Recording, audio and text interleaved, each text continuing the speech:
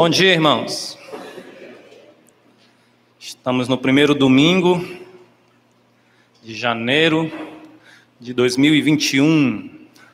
Normalmente muitos irmãos ainda estão em viagem com seus familiares, outros irmãos estão enfermos. O pastor Valnei está de férias, começou as suas férias, vai tirar ali pelo menos 20 dias. Nós estaremos por aqui. Vamos continuar louvando a Deus, estudando a sua palavra aqui juntos.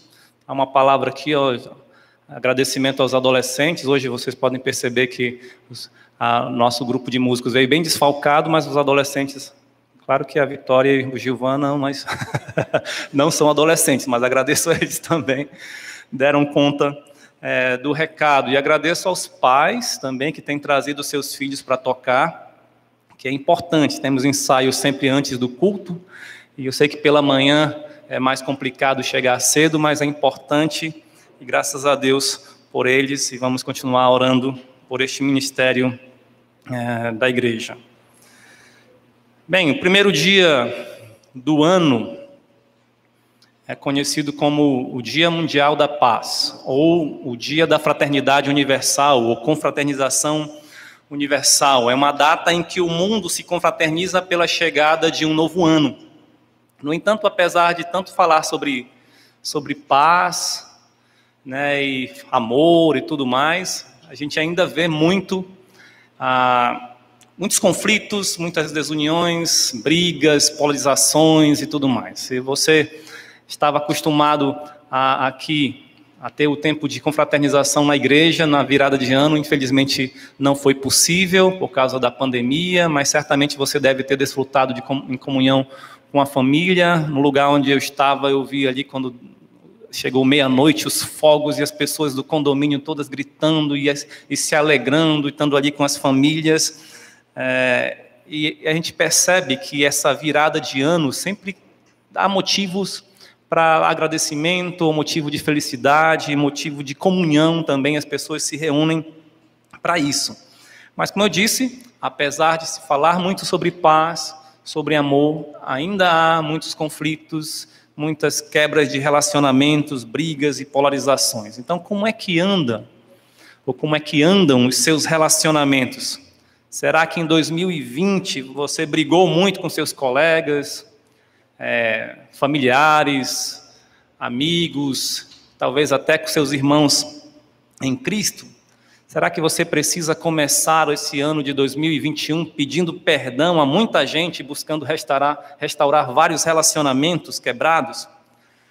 Uma das epístolas bíblicas mais utilizadas para se falar sobre os relacionamentos domésticos, que é a de Paulo aos Efésios, é a que apresenta uma rica abordagem teológica sobre a igreja, sobre o corpo de Cristo, ressaltando a nossa união com o Senhor Jesus Cristo e com os nossos irmãos. Lembra que Paulo usa até a figura do casamento para ilustrar a nossa união com Cristo, né? A união da igreja com Cristo. Então, eu gostaria de meditar com os irmãos sobre o relacionamento do corpo de Cristo, né, dos membros do corpo de Cristo. Gostaria então que os irmãos abrissem suas Bíblias para a carta de Paulo aos Efésios, capítulo 4, e leremos versículos 1 a 16.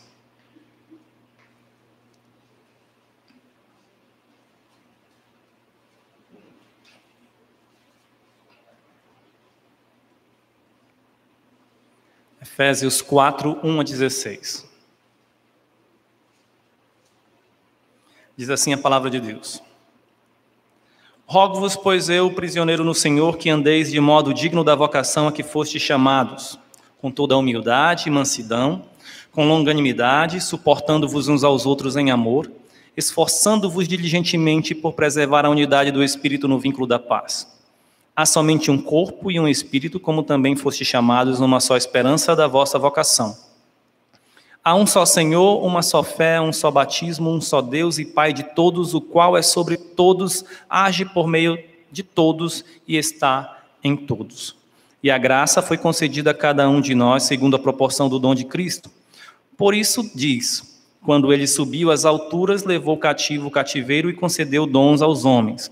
Ora, que quer dizer subiu, senão que também havia descido até as regiões inferiores da terra? Aquele que desceu é também o mesmo que subiu acima de todos os céus para encher todas as coisas. Ele mesmo concedeu uns para apóstolos, outros para profetas, outros para evangelistas e outros para pastores e mestres, com vistas ao aperfeiçoamento dos santos para o desempenho do seu serviço, para a edificação do corpo de Cristo, até que todos cheguemos à unidade da fé e do pleno conhecimento do Filho de Deus, à perfeita varonilidade, à medida da estatura da plenitude de Cristo, para que não mais sejamos como meninos agitados de um lado para outro e levados ao redor por todo o vento de doutrina, pela artimanha dos homens, pela astúcia com que induzem ao erro. Mas, seguindo a verdade em amor, cresçamos em tudo naquele que é a cabeça, Cristo, de quem todo o corpo bem ajustado e consolidado pelo auxílio de toda a junta, segundo a justa cooperação de cada parte, efetua o seu próprio aumento para a edificação de si mesmo em amor. Vamos orar. Nosso bendito Deus, obrigado pela Tua palavra e pela oportunidade que temos de meditar nela. Dá-nos, ó Deus, nesse momento, sabedoria, entendimento e que possamos realmente praticar aquilo que o Senhor tem a nos ensinar. Em nome de Jesus. Amém. A Bíblia utiliza algumas figuras como metáforas para falar sobre o corpo de Cristo, para ilustrar sobre o corpo de Cristo, algumas verdades, como, por exemplo, edifício, né? Edifício de Deus sois vós, ou lavoura de Deus. Às vezes a igreja é vista como uma planta, né? Também como família de Deus e também como corpo, como acabamos de ler aqui. Tudo isso para ilustrar a unidade dos membros do corpo de Cristo, ou dos crentes em Cristo. Considerando esse último versículo que lemos, o versículo 16, vamos então meditar sobre verdades em relação à igreja, o relacionamento dos irmãos em Cristo, pensando nessa metáfora, o corpo, né? E que organismo fascinante é o corpo. Lembrando aí um pouco dos seus tempos de estudo, você pode lembrar, o corpo é dividido em cabeça, tronco e membros, pensando assim mais anatomicamente, mas você pode pensar também nos tecidos, você pode pensar nas células, você pode pensar no corpo dividido em sistemas orgânicos. Aí você pode lembrar, né, você tem aí o sistema circulatório, o sistema respiratório, digestivo, o digestório, alguns chamam, esquelético, nervoso, né? Então o sistema urinário, o sistema muscular e tantos outros, né? O sistema reprodutor masculino e feminino. Então o corpo é dividido em vários elementos, e mesmo elementos que nós não enxergamos, né, a olho nu, são elementos super importantes para o funcionamento desse corpo, desse conjunto, né, desse conjunto orgânico, e que serve tem um propósito vital, ou seja, serve para a nossa sobrevivência. Um dos grandes desafios num relacionamento é manter uma boa comunhão entre as partes. E pensando no corpo, já que somos considerados como o corpo de Cristo, manter uma boa comunhão entre os membros do corpo de Cristo. Uma sociedade que tem seus membros divididos está sujeito ao fracasso. Assim também, um corpo que tem seus membros decapitados pode chegar a óbito, inclusive. Então, a nossa proposição de hoje é que nós devemos preservar a unidade do corpo de Cristo, de seus membros entre si e com Deus, para um desenvolvimento saudável. Ou seja, membros unidos, corpo saudável. Corpo saudável. Vejamos então 3 verdades que podemos encontrar no texto e que devem nos motivar a cultivar nossa unidade como membros do corpo de Cristo. A primeira verdade é que Deus é quem formou o corpo.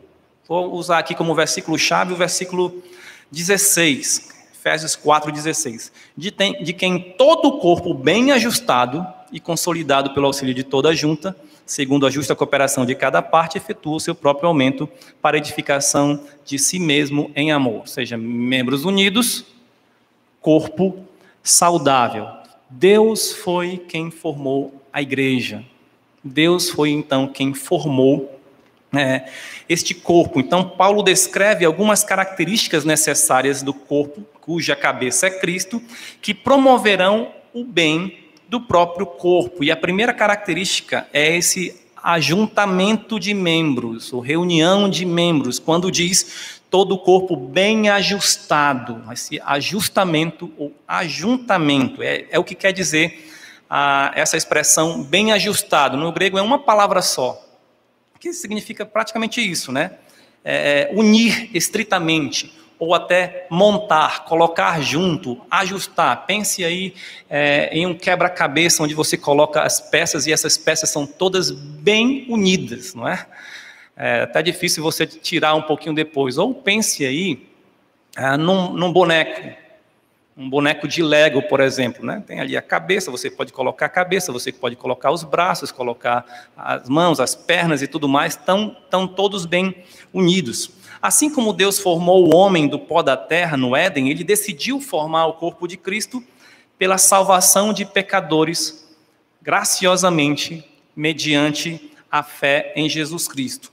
Paulo deixa isso muito claro nessa carta aos Efésios. O primeiro capítulo começa, então, logo após a apresentação de Paulo, ele começa com um louvor: bendito é o Deus e Pai de nosso Senhor Jesus Cristo. Por que ele louva a Deus? Fica claro no capítulo 1 que foi Deus quem nos escolheu em Cristo. Foi Deus quem nos predestinou para Ele, para a adoção de filhos por meio de Jesus Cristo. Foi Deus, então, que nos selou com seu Santo Espírito. Foi Deus, conforme o versículo 1 do capítulo 2, que nos deu vida, estando nós mortos em nossos delitos e pecados. Foi Deus, conforme o capítulo 2, versículo 8, que nos salvou pela graça, mediante a fé. Foi Deus que colocou, então, os membros, ou seja, as pessoas salvas, no mesmo corpo que a quem chamou de corpo de Cristo, conforme diz o versículo 23, a qual é o seu corpo, a plenitude daquele que a tudo enche em todas as coisas. Deus, então, foi quem formou o corpo. Veja o versículo 10 do capítulo 2 também: somos feitura dele, criados em Cristo Jesus, para as boas obras, as quais Deus de antemão preparou para que andássemos nelas. Paulo, então, mostra de uma forma doxológica e ao mesmo tempo teológica, no capítulo 1, essa formação da igreja, do corpo de Cristo. Ele louva a Deus por isso e ao mesmo tempo explica o que Deus fez, ou declara o que Deus fez, então, quando ele une a igreja. E não apenas isso, Deus nos proporcionou duas uniões: a união com a Trindade e a união entre pessoas regeneradas de povos totalmente distintos. Lembra que antigamente, né, vamos pensar aqui no Antigo Testamento, na Antiga Aliança, o povo de Deus era o povo de Israel, foi o povo escolhido, a nação da aliança. É claro que esse povo deveria proclamar as maravilhas de Deus a todos os povos, mas entendemos que este povo falhou. Então, aqui no Novo Testamento, vemos que um povo é formado por judeus, crentes em Jesus Cristo, e gentios, ou seja, os povos, pessoas de povos que não eram dos judeus, não eram de Israel. Então, surgiu esse novo povo chamado igreja. E Paulo deixa isso muito claro, principalmente, pense aí, capítulo 2, versículos 12 em diante. Ele está falando para os Efésios, e nós até entendemos que essa carta que foi escrita aos Efésios era como uma carta circular. Ela não foi apenas à igreja de Éfeso, mas para outras igrejas próximas ali também. Então, imagina os gentios lendo isso. Naquele tempo, versículo 12, Estáveis sem Cristo, separados da comunidade de Israel, estranhos às alianças da promessa, não tendo esperança e sem Deus no mundo. Mas agora, em Cristo Jesus, vós, que antes estáveis longe, fostes aproximados pelo sangue de Cristo. Porque Ele é a nossa paz, a qual de ambos fez um. E tendo derribado a parede da separação que estava no meio, a inimizade, aboliu na sua carne a lei dos mandamentos na forma de ordenanças, para que dos dois criasse em si mesmo um novo homem, fazendo a paz dos dois, quem? Judeus e gentios. E reconciliasse ambos em um só corpo com Deus. Ambos quem? Judeus e gentios. Por intermédio da cruz, destruindo por ela a inimizade. E vindo evangelizou paz a vós outros, que estáveis longe, os gentios, e paz também aos que estavam perto, os judeus. Porque por ele, por Jesus Cristo, ambos, judeus e gentios, temos acesso ao Pai em um Espírito. Veja aqui então essas duas uniões. A união dos crentes com a Trindade, por ele Jesus Cristo, acesso ao Pai em um Espírito, e união de judeus e gentios, ambos, judeus e gentios. Podemos ver ainda vários versículos, outros textos que falam dessa união, ainda em Efésios capítulo 3, versículo 6. A saber que os gentios são co-herdeiros, membros do mesmo corpo e co-participantes da promessa em Cristo Jesus, por meio do Evangelho. Podemos ver em Gálatas 3, também, 26 a 28. Gálatas 3, 26 a 28. Pois todos vós sois filhos de Deus mediante a fé em Cristo Jesus, porque tantos quantos fostes batizados em Cristo, de Cristo vos revestistes. Dessarte não pode haver judeu, nem grego, nem escravo, nem liberto, nem homem, nem mulher, porque todos vós sois um em Cristo Jesus. Veja só, então aqui ele ainda vai especificando outras categorias, não apenas judeus e gentios, mas também escravo e livre, homens e mulheres. Vamos ver um outro texto ainda, Colossenses capítulo 3, 9 a 11. Colossenses 3, 9 a 11.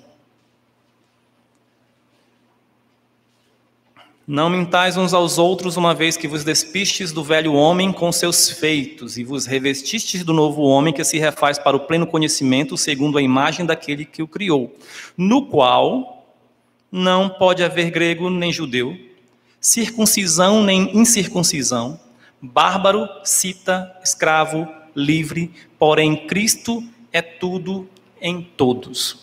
E se nos lembrarmos ainda daquele novo cântico em Apocalipse 5, 9 e 10, ali cantando ao Cordeiro que foi morto e com o seu sangue comprou para Deus aqueles que procedem de toda língua, tribo, povo e nação. Então estarão lá nos céus pessoas de todos os lugares deste mundo. A igreja foi formada então por Deus, e Deus escolheu as pessoas que fariam parte do corpo de Cristo, e Ele escolheu pessoas de todas as nações, línguas, raças, etnias e coisas desse tipo. Ainda gostaria de ler com os irmãos 1 Coríntios 12, a partir do versículo 12. 1 Coríntios 12, a partir do versículo 12. Porque assim como o corpo é um e tem muitos membros, e todos os membros, sendo muitos, constituem um só corpo, assim também com respeito a Cristo. Pois em um só Espírito todos nós fomos batizados em um corpo, quer judeus, quer gregos, quer escravos, quer livres. E a todos nós foi dado beber de um só Espírito, porque também o corpo não é um só membro, mas muitos. Se disser o pé, porque não sou mão, não sou do corpo, nem por isso deixa de ser do corpo. Se o ouvido disser, porque não sou olho, não sou do corpo, nem por isso deixa de o ser. Se todo o corpo fosse olho, onde estaria o ouvido? Se todo fosse ouvido, onde o olfato? Mas Deus dispôs os membros, colocando cada um deles no corpo como lhe aprouve. Se todos, porém, fossem um só membro, onde estaria o corpo? é certo que há muitos membros, mas um só corpo. Veja, foi Deus quem formou o corpo e ele fez com membros diversos e distintos, né? Não é um só membro, mas vários membros e cada um com as suas funções. Então, sabendo que o corpo tem muitos membros, devemos reconhecer que todos os crentes em Cristo, independente de etnia, raça, cor, classe social, sexo ou idade, fazem parte da unidade do corpo que Deus formou.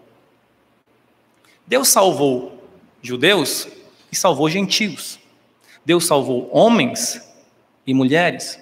Deus salvou adultos e crianças, ricos e pobres, senhores e escravos, cultos e iletrados, sãos e doentes, zelotes e publicanos.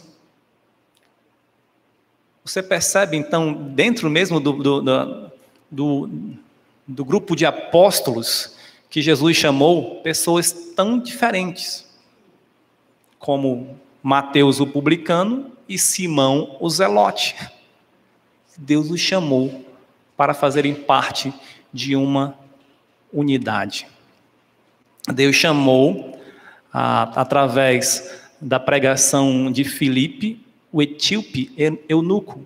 Deus chamou, através da pregação de Pedro, Cornélio e todos os seus que estavam na sua casa, que não eram judeus. Deus chamou Lídia. Deus chamou a mulher samaritana e aqueles outros samaritanos. Jesus disse: deixai vir a mim as criancinhas, porque dos tais é o reino dos céus. Deus chamou o rico e publicano Zaqueu, mas também chamou pescadores. Chamou também, se entendemos que a parábola, quer dizer, a história do rico e do Lázaro é realmente um fato real, Deus chamou mendigos, né?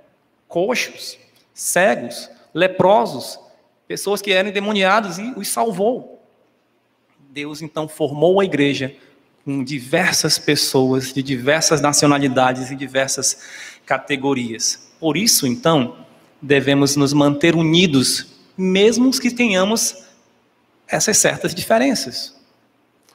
No Brasil, creio que não ocorre muito, mas em muitos países há igrejas só de negros, igrejas só de latinos, igrejas só de ricos, igrejas só de pobres. Mas isso não deve haver no meio do povo de Deus. É claro que se chegar aqui um grupo de estrangeiros e não souber falar português, eles vão precisar assistir um culto em um lugar que eles possam entender, né? Nós entendemos essas questões, mas a ideia é, somos um só corpo. Por isso, podemos viajar a vários lugares do Brasil e do mundo, e ao encontrarmos irmãos em Cristo, nos sentirmos em casa.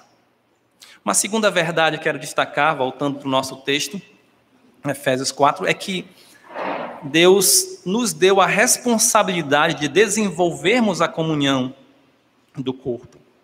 Lembra, Deus foi quem formou o corpo e Ele nos deu a responsabilidade de desenvolvermos a comunhão. A segunda característica do corpo que nós encontramos aqui no versículo 16, descrita por Paulo, é a sua consolidação, quando ele diz, e consolidado pelo auxílio de toda a junta. Então, todo o corpo bem ajustado e consolidado. Essa palavra, consolidado, significa apenas unido, colado, agregado, ligado. Então, a ideia que se acrescenta com essa característica é que o corpo não está apenas com seus membros reunidos ou ajustados, como peças de quebra-cabeça ou como um boneco de Lego, mas eles estão colados. Como diz Paulo em Colossenses 2:19, bem vinculados ou ligados, né? Estão colados. E uma cola infalível que Deus usa para a comunhão de seus filhos certamente é o amor, o vínculo da perfeição. Essa mesma palavra que é usado e traduzido aqui por consolidado em Efésios 4,16 é usado em outros textos também, por exemplo, Colossenses 2:2. Colossenses 2:2. Para que o coração dele seja confortado e vinculado, vinculado juntamente em amor. Veja aqui o que eu chamei de a cola de Deus infalível para a comunhão. Ligado através de quê? Ou em quê? Em amor. E eles tenham toda a riqueza da forte convicção do entendimento para compreenderem plenamente o mistério de Deus, Cristo. Colossenses também 3, versículo 14.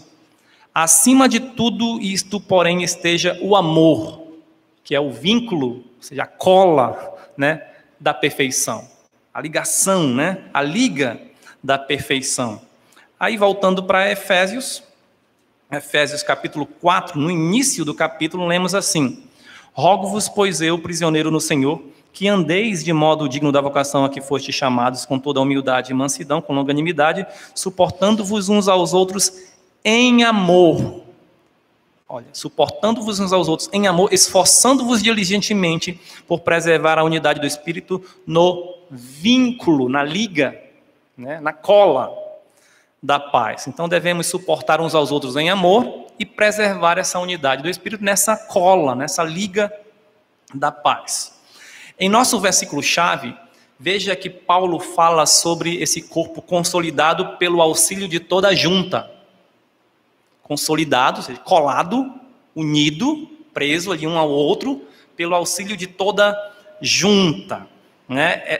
Quando você vê essa palavra auxílio, você já traz a ideia já vem a ideia na sua cabeça de ação. Alguém está te ajudando, está agindo em teu favor, em teu auxílio, em tua ajuda. O amor, portanto, é algo que deve ser exercido. Não pensem apenas no amor-sentimento. Ou seja, eu apenas sinto amor por alguém. Na verdade, a gente diz, eu gosto de alguém. Né? Esse sentimento é o gostar. Mas o amor ele tem que ser exercido. Né? Exercido, ele é uma ação. Né? Faz parte da nossa vocação, como vimos aí no versículo 4. Nós devemos andar de modo digno da nossa vocação. Nós devemos, então, usar a cola que Deus nos instruiu a usarmos. Vamos ver outros versículos ainda em Efésios e outros também nos Evangelhos. Veja, por exemplo, Efésios 5, versículos 1 e 2. Sede, pois, imitadores de Deus como filhos amados, e andai em amor, como também Cristo nos amou e se entregou a si mesmo por nós, como oferta e sacrifício a Deus em aroma suave. Esse é o conselho de Paulo. Entendemos o conselho de Deus. Sejamos imitadores de Deus. Como? Agindo conforme Cristo. E como Cristo agiu? Em amor. O seu amor foi provado pela sua entrega. Veja, ele agiu. Ele não simplesmente disse, ai, como eu amo essas pessoas. Não, ele fez algo que provou o seu amor. E aí vemos também o próprio Senhor Jesus Cristo falando sobre o amor como um mandamento de Deus, quando um fariseu perguntou a ele, mestre, em Mateus 26, 36 a 40, mestre, qual é o grande mandamento da lei? Respondeu-lhe Jesus, amarás o Senhor teu Deus de todo o teu coração, de toda a tua alma, de todo o teu entendimento. Este é o grande e primeiro mandamento. O segundo, semelhante a este, é amarás o teu próximo como a ti mesmo. Destes dois mandamentos dependem toda a lei e os profetas. É interessante, né? Porque sabemos que a lei mosaica tem 613 mandamentos, mas elas podem ser resumidas a 10, os 10 mandamentos. E os irmãos devem saber que os 10 mandamentos são divididos em duas partes. Do primeiro ao quarto mandamento em relação a Deus. Né? Não devemos ter outros deuses diante do próprio Deus, né? Diante do Senhor. Não devemos também usar o nome do Senhor, teu Deus, em vão, não fazer imagens de escultura e guardar o sábado, conforme está lá no quarto mandamento. Aí, a partir do quinto, tem a ver com os relacionamentos humanos. O quinto já começa dizendo, honra teu pai e tua mãe. E aí vem aqueles outros, né? Não matarás, não adulterarás, não furtarás, não dirás falso testemunho. Tudo tem a ver com relacionamentos humanos. E aí, Jesus então diz que desses 2 grandes mandamentos, resumem a lei e os profetas, ou seja, os 613 se resume em 10 e ainda pode ser resumido em 2. Por quê? Uma parte fala sobre o amar a Deus e a outra amar o próximo. Se nós amarmos a Deus, iremos ter só Ele como nosso Deus. Não usaremos o seu nome em vão, faremos a sua vontade. Se nós amarmos o próximo, sim, iremos honrar pai e mãe, não iremos adulterar, não iremos furtar, não iremos matar, não iremos cobiçar. Então, veja, se resume em amar. E aí Jesus ainda apresenta um novo mandamento em João 13, 34, 35. Novo mandamento vos dou, que vos ameis uns aos outros, assim como eu vos amei. Que também vos ameis uns aos outros. Nisto conhecerão todos que sois meus discípulos, se tiverdes amor uns aos outros. A diferença que há aqui nesse novo mandamento, lembra, o segundo mandamento é amar o próximo como a si mesmo. Esse novo mandamento diz: ame os irmãos como eu, Jesus, dizendo, vos amei. Parece que o padrão fica ainda mais elevado, né?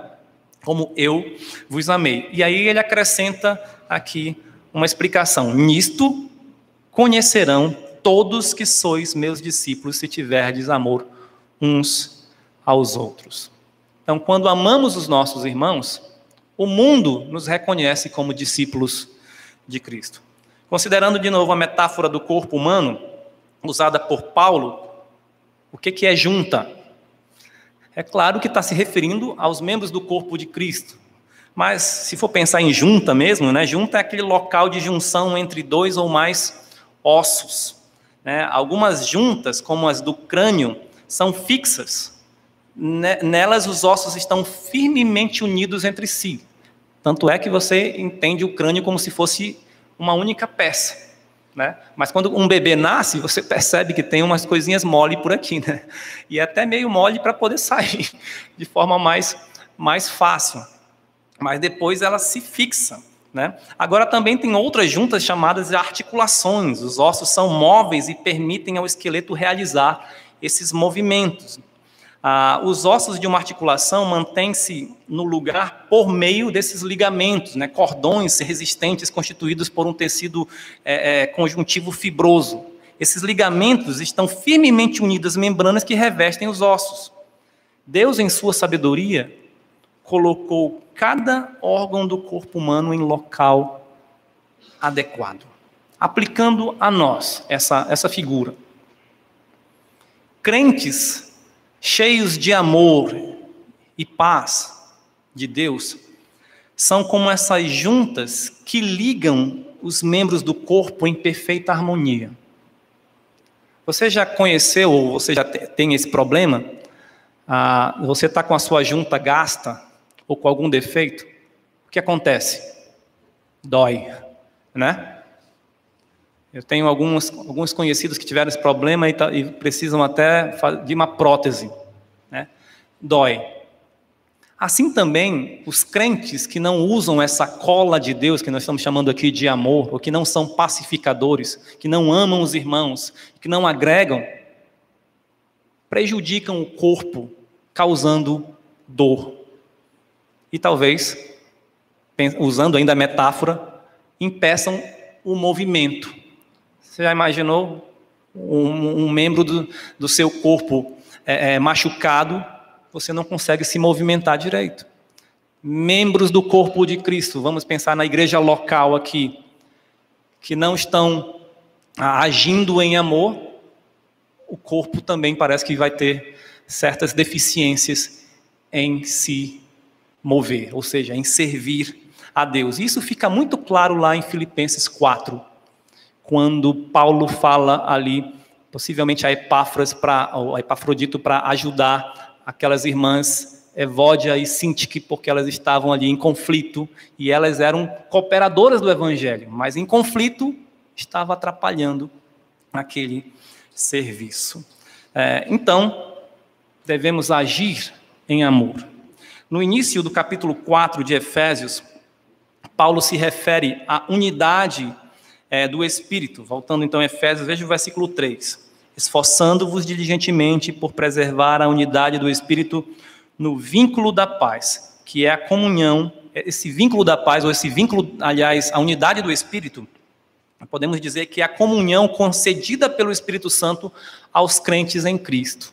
Essa é a unidade do Espírito. Agora, voltando ali a 1 Coríntios, capítulo 12, vamos ler a partir do versículo 21.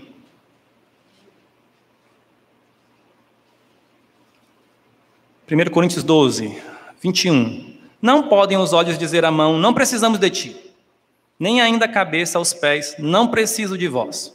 Pelo contrário, os membros do corpo que parecem ser mais fracos são necessários. E os que nos parecem menos dignos no corpo, a estes damos muito maior honra. Também os que em nós não são decorosos, revestimos de especial honra.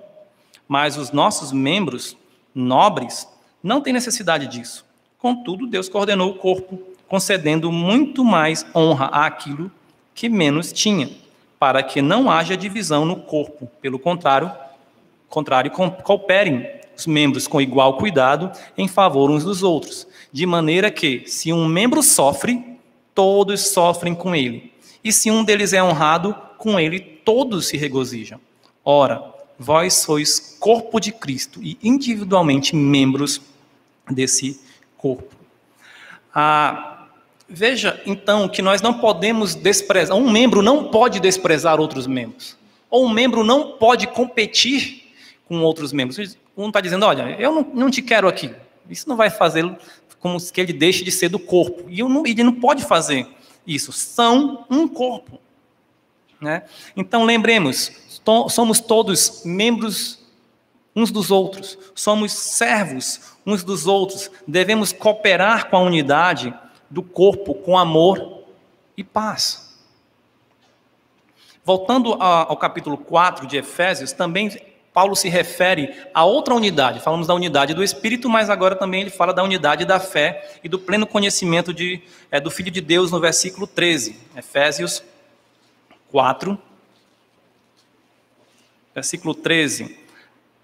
Até que cheguemos à unidade da fé e do pleno conhecimento do Filho de Deus, à perfeita varonilidade, à medida da estatura da plenitude de Cristo. Os irmãos conhecem bem esse contexto, vai falar aqui sobre os dons, né? Deus concedeu uns para apóstolos, outros para profetas, outros para evangelistas, outros para pastores e mestres, com vistas ao aperfeiçoamento dos santos, para o desempenho do seu serviço, para a edificação do corpo de Cristo, até que cheguem a essa unidade da fé e do pleno conhecimento. Então, uma coisa é a unidade por afeição, a unidade em amor. Somos irmãos, devemos nos amar. Outra coisa, mas que é complementar e que reforça a primeira, é essa unidade da fé e do pleno conhecimento. É uma unidade através do ensino ou do estudo da palavra de Deus, né? Ela deve ser alcançada pela prática desses dons espirituais. E vemos que os dons aqui, conforme no versículo 11, tem a ver com o ensino. Apóstolos pregam, profetas falam da palavra de Deus, evangelistas também levam o evangelho, pastores e mestres ensinam as escrituras. Tudo tem a ver, nesse caso aqui, com ensino, com a verdade. Então, quando nós temos uma mesma fé, nós nos unimos e nos fortalecemos. Agora, conforme o versículo 4, se nós não temos esse mesmo conhecimento, essa mesma fé, podemos ser levados por vários ventos de doutrina. Então, essa falta de conhecimento correto ou o conhecimento de doutrinas estranhas promovem confusão e divisão, desunião. É por isso que existem várias vertentes de igrejas evangélicas. Por quê? Elas se dividem por causa de doutrinas ou de práticas que também têm a ver com a sua teologia. Aí, chegando no versículo 15, acontece aqui, Paulo parece que une essas duas unidades, a unidade do Espírito, né, a comunhão, o amor aos irmãos, e a unidade da fé, quando ele diz assim: mas seguindo a verdade em amor, cresçamos em tudo naquele que é a cabeça, Cristo. Seguimos a verdade que nós aprendemos por meio da pregação, do ensino, em amor, por meio, então, dessa comunhão entre os irmãos no Espírito. E aí façamos o quê? Sigamos a cabeça, Cristo. Somos corpo de Cristo e a Ele devemos seguir, a Ele devemos obedecer. Sabemos que aqueles que seguem a verdade se unem pela fé. Lembre-se, mais uma vez, esses dons aqui destacados no versículo 11 têm a ver com o ensino da verdade. Mas muitas vezes dizer a verdade sem amor é maldade. Muitas vezes podemos até falar a verdade, mas se não tiver amor, podemos agir maldosamente. Existe até um pastor bem conhecido no meio brasileiro que diz que certas pessoas, quando chegam ao conhecimento de uma doutrina, né, tem que colocar eles na jaula. A doutrina que ele cita é o calvinismo, né? Chega no calvinismo, pá, coloca na jaula, por quê? Porque ele começa a mandar todo mundo para o inferno. É claro que é um entendimento errado em relação a essa doutrina. E ele diz, coloca na jaula, entenda corretamente e aí explique em amor a verdade ali encontrada. Então, muitas vezes, por um certo zelo, esquecemos de agir em amor e por mais que falemos a verdade, não vamos fazer o que é correto, mas sim causar divisão e problemas. Para cultivarmos, então, e desfrutarmos de uma comunhão mais plena com os nossos irmãos, temos que preservar a unidade da fé, seguindo a verdade, mas também a unidade do Espírito com amor. Pedro, em obediência a Deus, precisou demonstrar amor por Cornélio e todos os da sua casa em Cesareia, ao pregar-lhes o evangelho e comer com eles. Lembra, isso não era costume dos judeus. Mas obedecendo à vontade de Deus, aquela visão que ele teve, ele precisou ir. Lembra que ele foi questionado pelos judeus depois? Entraste na casa dos gentios e comeste com eles? Ou seja, para os judeus aquilo era um escândalo. E ele explicou o que aconteceu. Então eles glorificaram a Deus. Filemon deveria receber Onésimo, que fora seu escravo, e possivelmente foi alguém que o roubou, mas deveria receber Onésimo, agora um crente, não mais como um escravo, como diz Paulo, mas como um irmão caríssimo. Não podemos ter fé no Senhor Jesus Cristo, como diz Tiago, em acepção de pessoas. Vamos apenas tratar bem os ricos e ignorar os pobres. Não. Todos aqueles que creem, seja rico ou pobre, branco ou negro, homem ou mulher, nordestino ou sulista ou nortista, né? Todos são crentes e são membros do corpo de Cristo. Não podemos fazer acepção de pessoas. Antes, devemos amar todos os nossos irmãos como Cristo nos amou, pois somos membros uns dos outros. Lembrem, membros unidos, corpo saudável. No próximo domingo, então, nós vamos continuar com a próxima verdade em relação ao corpo de Cristo, a igreja. Vamos orar neste momento. Senhor, nosso bendito Deus e Pai, obrigado pelo tempo que o Senhor nos concedeu, meditando a Tua palavra. Obrigado pelo Teu grande amor com que nos amou e por isso nos salvou, nos colocando no corpo de Cristo. E nós só amamos, ó Deus, porque o Senhor Jesus Cristo nos amou primeiro. E ajuda-nos a expressar e a exercer um amor de modo correto com os nossos irmãos, com as pessoas, ó Deus, e assim todos vejam que somos Teus discípulos. É o que pedimos em nome de Jesus. Amém. Então, um bom dia a todos os irmãos e até mais tarde, se Deus assim nos permitir.